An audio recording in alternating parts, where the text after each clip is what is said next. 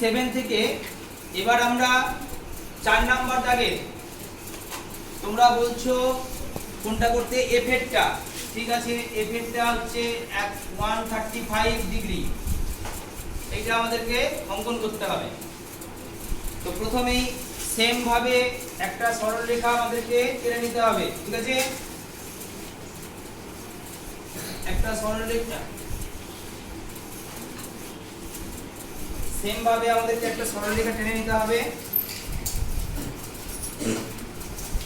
নাম দিয়ে দেবো কি, এ আর বি, তোমরা যে কোনো নাম দিতে পারো, এক্স ওয়াই দিতে পারো, কোনো অসুবিধা নেই। এরপর আমরা কি করব, কাটা কম্পাস দিয়ে বিন্দুতে বসিয়ে, এ বিন্দুতে বসিয়ে আমাদের একটা বৃত্তচাপ অঙ্কন করতে হবে।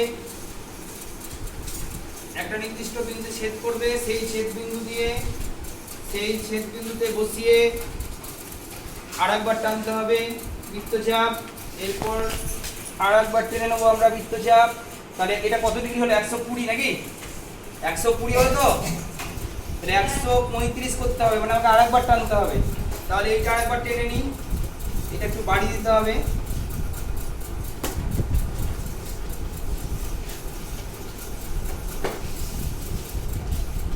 তার মানে আমাকে 180 অর্থাৎ সরল কোণ আঁকতে হবে, মানে এটা হচ্ছে 180 দাগ। এবার 180, তাহলে 120, তাহলে এটাকে অর্ধেক করতে হবে। তাহলে অর্ধেকের বেশি ব্যাসার্ধ নিয়ে, অর্ধেকের বেশি ব্যাসার্ধ নিয়ে কাটবে।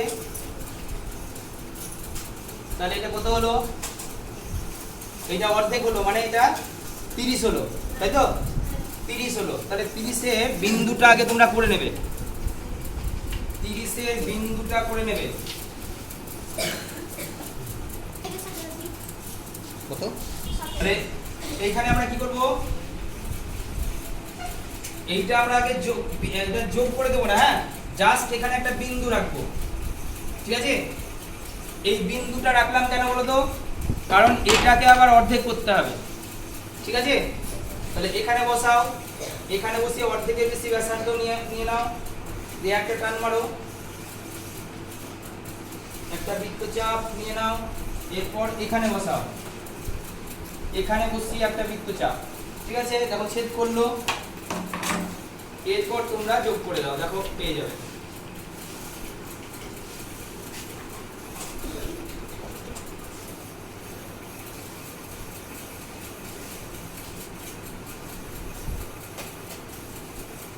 ঠিক আছে, তাহলে এইটা হচ্ছে 135 ডিগ্রি। অর্থাৎ প্রথমে আমাদেরকে 180 নিতে হবে, 180 দিয়ে তারপরে কি করতে হবে, অর্ধেক করতে হবে 60 কে, 30 পাবো, 30 কে অর্ধেক করবো, তাহলে 15 হবে। তাহলে এখান পর্যন্ত 120, 120 আর 15 কত হয়, 135। ঠিক আছে।